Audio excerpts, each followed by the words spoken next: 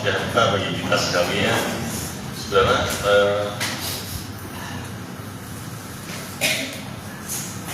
Pernah nggak dalam sekali waktu gitu ya, sekali waktu, saudara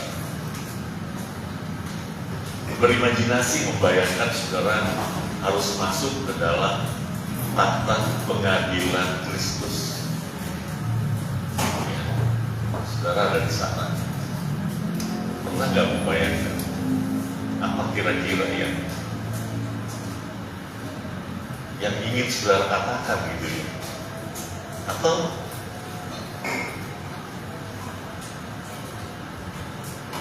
memang kita nggak bisa berkata-kata lagi ya?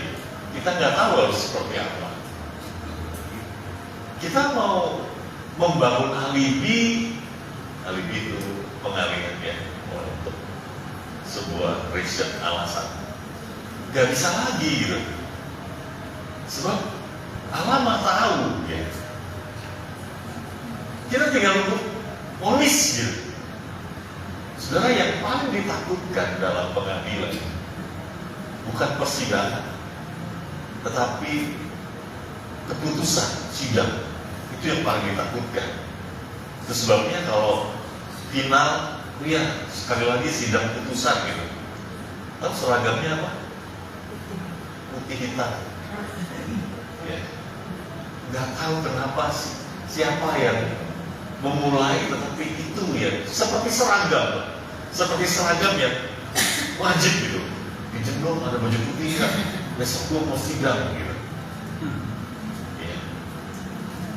Mungkin dengan harapan baju putih dengan celana hitam itu seperti orang yang melamar pekerjaan supaya diterima gitu ya. Oh, itu training ya. Ya. Atau selalu begitu ya.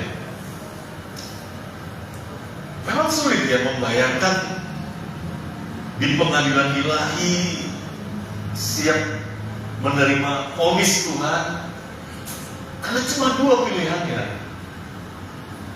Sabarlah hamba-Ku yang setiawan, masuk dalam kebahagiaan Tuhanmu, atau enyahlah dari hadapanku sebab aku tidak mengenal kamu. Ya, hari Rabu yang lalu saya juga menyampaikan firman Tuhan terkait dengan itu, bahwa mereka makan minum bersama dengan Tuhan, tapi Tuhan tidak mengenal dia gitu ya. Saya juga agak ngeri kali kalau kayak gitu. Coba sesekali saudara perlu berimajinasi dalam hal ini. Itu memang tidak mudah ya. Konsep tentang api kekal ini kan mengindikasikan sesuatu yang sangat mengerikan ya. Saking mengerikannya,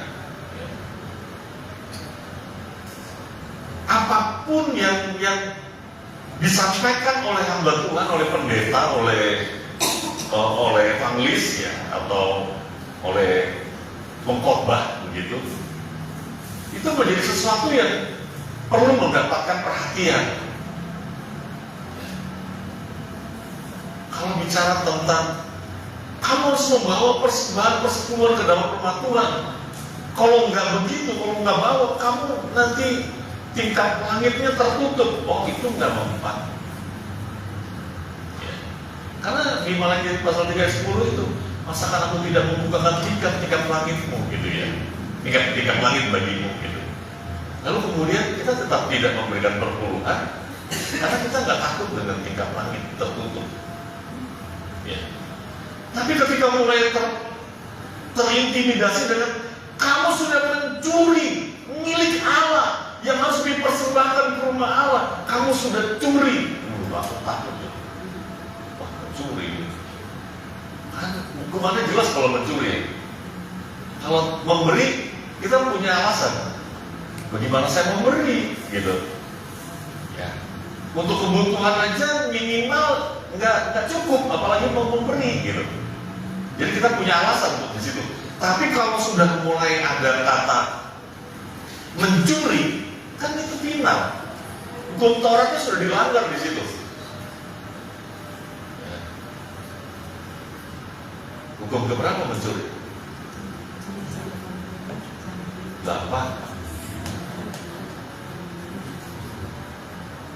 9-nya membunuh, 10-nya menggigili. Ya, menggigili gak boleh.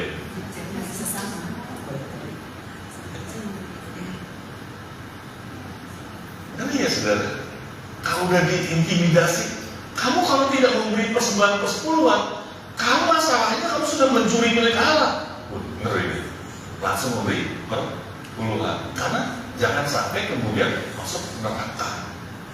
Kalau memberi perpuluhan karena tingkat-tingkat langit, enggak takut. Tapi kalau masuk neraka karena hukum Taurat itu kita takut. Kenapa?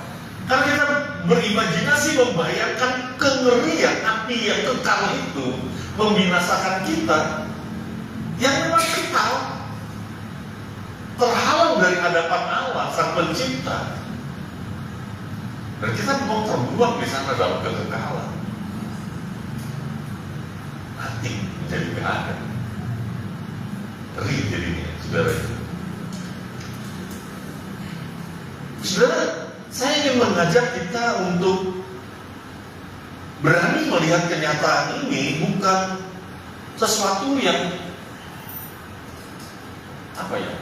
menakutkan, tetapi menjadi realita. Karena memang itu yang akan kita hadapi. Kita nggak sama seperti mau tidak mau, suka tidak suka, kematian akan datang dalam hidup kita. Itu kurang lebih begitu. Kita nggak bisa menolak kematian, kan? Sama, tahta pengadilan Tuhan, tahta ilahi, tahta pengadilan Kristus, ya, itu adalah sebuah realita yang harus kita hadapi. Gak bisa enggak, gitu ya. Makanya kita harus belajar memahami ini.